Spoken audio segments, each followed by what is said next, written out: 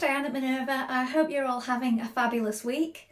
And today I'd like to share with you this simplicity pattern. It's an infant pattern, and as you can see, you can create an entire wardrobe from this one pattern for your little one. And what we're going to be making today is version A, so it's this romper suit right here. And what we're going to be using is this Minerva core range cotton poplin in mid pink. As you can see, it's a beautiful shade of pink and it's got a lovely little polka dot on it. So I think this is going to make a really nice make, and you could also make this as a gift. Now, should you wish to sew along with me today, everything will be tagged below. So here's what you'll need to make this garment: the pattern, the fabric, a matching thread, and a few other notions that I'll tag in below. Now, before you begin, you want to wash and prepare your fabric as you would normally. This ensures that any shrinkage occurs now and not later on. Then we're going to take a tape measure. Check your little one with these measurements here. Now it goes right from newborn up to 21 to 24 pounds, so that's about 18 months. So do check the sizing before you begin. And when you're sure of the perfect fit, we're going to go and cut our pattern pieces. So let's go and do that together now. Here are our pattern pieces for our romper suit. So here is your back piece. You're going to cut two. This is the straight grain here. Make a note of your notches here and here. And then we have a 2.5 centimetre hem allowed at the bottom. Here we have the pocket, and this is for versions A, B and C. We're going to cut two. This is the cross grain here. Make a note of the fold line. Here we have the sleeve for A and B. We're going to cut two. Here is a straight grain. Make a note of your notches and your circles, and also your fold line for the hem. Here we have the front for A. The straight grain is this way. You're going to cut two pieces. Make a note of your notches and these markings here for your pleats. So now we're ready to begin making our romper suit. So first of all, you want to wind half of your thread onto your machine spool, and then when you've done that, check your machine needle.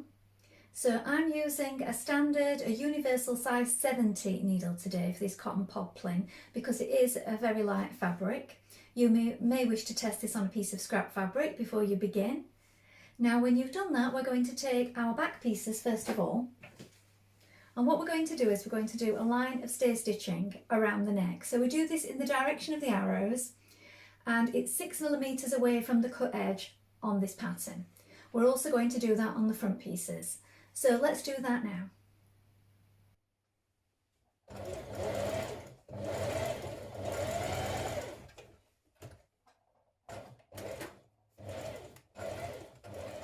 Next, we're going to create our pleats on our front pieces.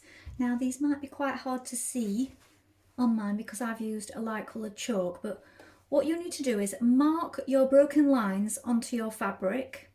Now I've used a ruler to keep mine straight, and what we're going to do is we're going to bring those broken lines together and we're going to stitch down them. When we've done that, we're going to press it, and this will create our pleats.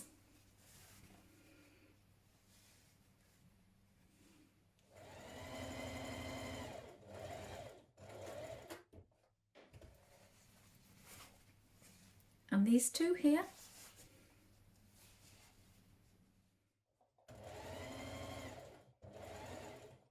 Now when you've created your pleats, press them towards the centre like this. Now we're going to join our front to our back at the shoulder seam. Now you can do this with a regular seam if you wish, so right sides of fabric facing and a 1.5 centimetre seam allowed. But I'm going to do a French seam at the shoulders and the sides just because it's a child's garment and just to make it a little neater on the inside. So we have a back piece here and a front piece. So if you were joining as usual, you would just put right sides together like this. But because we're creating a French seam, we want wrong sides together first of all.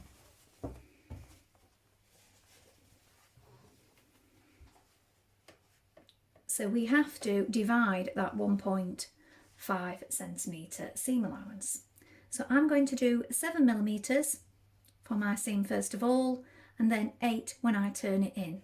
So usually it's 6 and 6, but that will just send out your seam a little.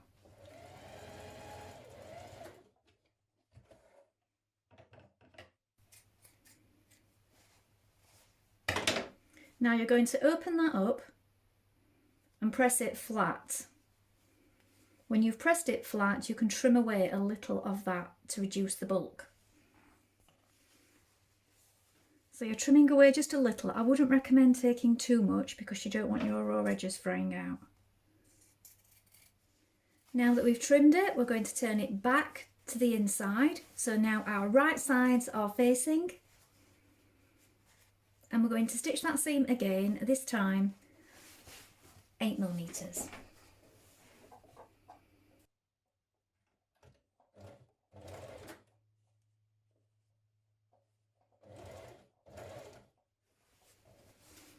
So on the right side you have your regular seam, which we're now going to press flat, and on the inside it's neat like this. Now to create your sleeves you're going to form 2 folds. So we're going to do one going this way, and then we're going to fold it back on itself like this. So I would turn under 6mm first of all, because that's encasing the raw edge. So I'm going to stitch on the edge of this first of all. Then we've got it folded to the inside like this, press, and then we fold it back to the outside on the other fold line, and we're going to stitch 6mm away from this folded edge here as well before we turn it back. And then on the outside to this second fold line it will form a little turn up like this. So stitch under that 6mm first. 6mm from your turned up edge, and now it turns back. Now I'm going to keep mine quite small. You can do it as big as it is on the pattern, but I think on a tiny delicate child garment like this I think it looks better narrow. So I'm going to double stitch that. I'm going to fold it back and I'm going to stitch it again on the edge so that it's not going anywhere. It just does state to press it back in the pattern, but to make it more robust I'm going to stitch that seam again. So now you have your turn up either with the 1 row or the 2 rows of stitching. I opted for 2 just to keep it secure and stop that coming undone when your child is wearing it. And I just think a slim narrow fold like that just goes with the garment better. Now we're going to do a line of ease stitching around the curve of our sleeve cap. Now we want to do this about 3mm away from the edge. It is only a small sleeve that we have here, and it will be a 1cm seam that we stitch that in to the armhole point. So 3mm away from the edge.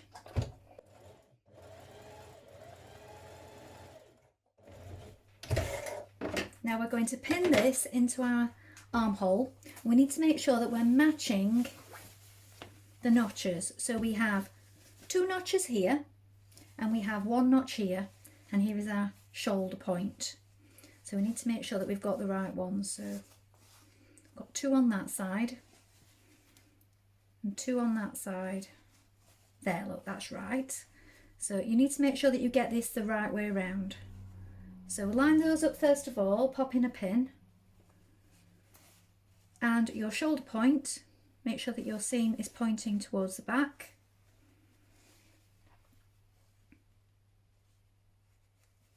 And your other notch, and when you've got these points in place you can pull a little on your ease stitching and ease in the rest of that sleeve. Stitch your sleeve in place, easing your fullness as you go. Now when your sleeve is in place, edge finish around your raw edge. Now you can't do a French seam on the sleeves because it's a curve. So what I'm choosing to do here is a small zigzag stitch. I'm not using my overlocker. I've trimmed away some of the excess and I'm using a small zigzag just because it's a small delicate piece and I want to keep it small and neat. Now we're going to stitch our front to our back at the underarm seam. So if you're doing a regular seam, you want right sides together, right sides facing, and we're going to stitch all the way from the underarm here all the way down the side seam to the bottom.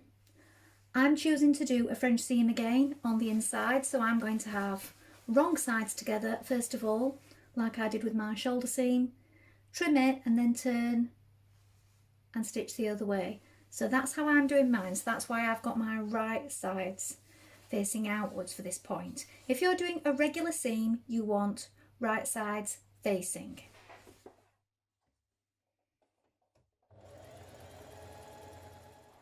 Now we're going to create our pockets.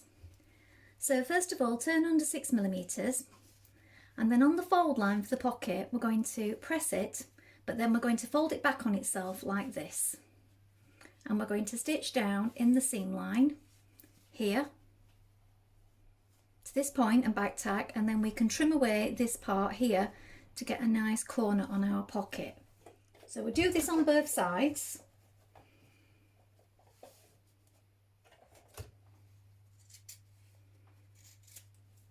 Trim it away just here, repeat on the other side. Now turn it through and we're going to stitch along on the inside. You can do it on the outside if you wish. I just prefer to do it on the inside, so I know I'm right on the edge. And we've pressed back the remainder of our seams here so that we've got a nice crisp edge.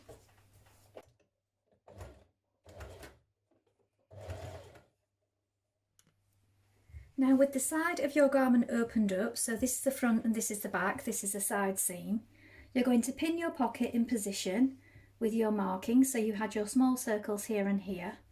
Pin your pocket on that side seam just there, and we are going to edge stitch all the way around it. Reinforce at these points.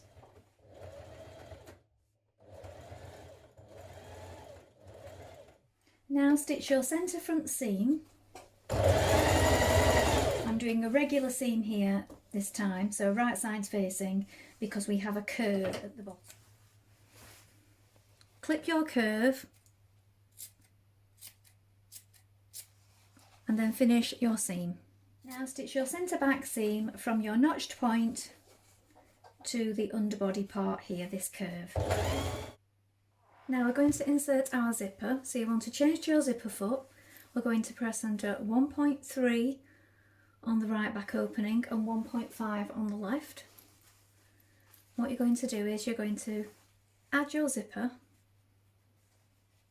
and we're going to stitch it close on this side, look, up to your teeth. So if you pin it in position first of all, you can tack it in place with some hand stitches if you prefer. So the edge of these teeth want to be right up against this folded in edge. We're going to stitch that down this side. When we've done that, we're going to add this side, and this wants to overlap by 3mm just here. And we're going to top stitch down there and lap it over at the bottom. I will show you that side in a moment. So this side first of all.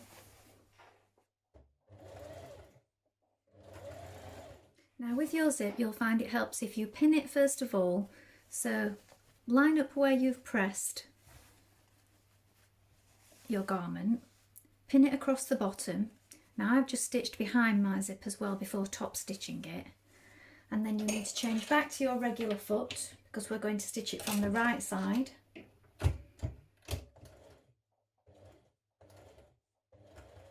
So the back of your lapped zip will look like this, and you square it off at the bottom like this.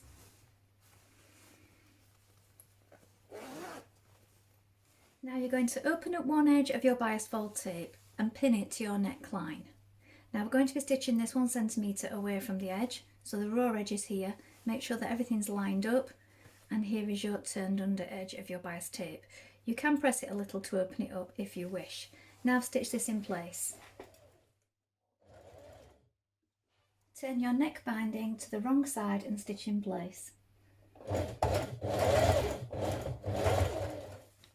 Press up your hem allowance on the bottom of your garment, and we're now going to hem that in place.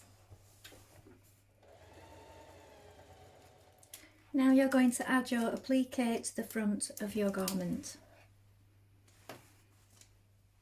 Now your motifs can be ironed on, but it is possible to scorch them if you're not careful, so I prefer to hand stitch them on, so that's what I've done with mine.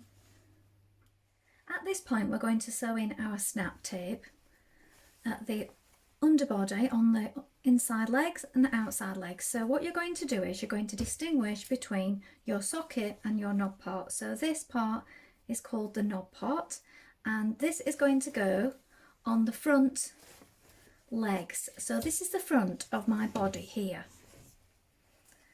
So this is under the body, the legs, and you have your fabric facing upwards like this.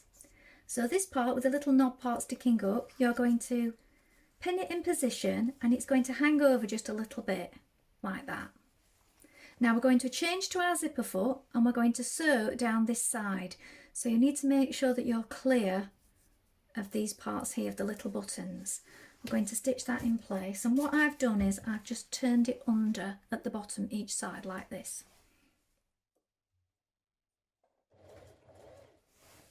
Now turn that to the inside. You can trim away some of the excess if you wish. I'm going to stitch down this side. Now pin your sockets on so that they are face up on the inside of the back legs like this, and stitch them in the same way. Again on this edge first.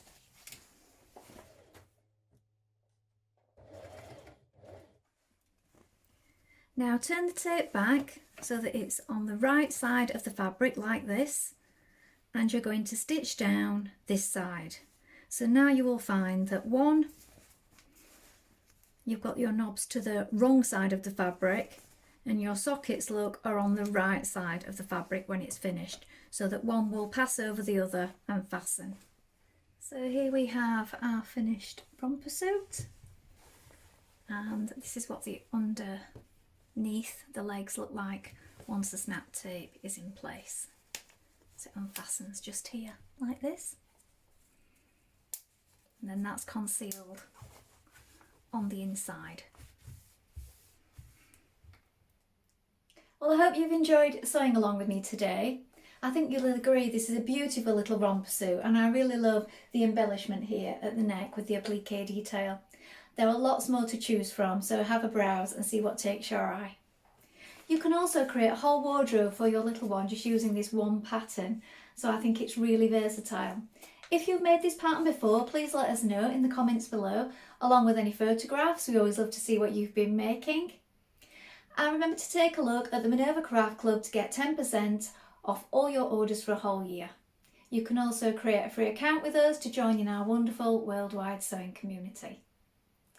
If you like what I'm wearing today, this is one of our French terry fabrics. This one is called Parading Palms, and this is the Phoenix sweatshirt by Stylark with deep pockets at the front. I will tag these products in also in case you're interested in making this.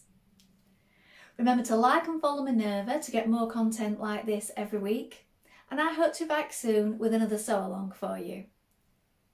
Thank you so much for watching today. Bye for now.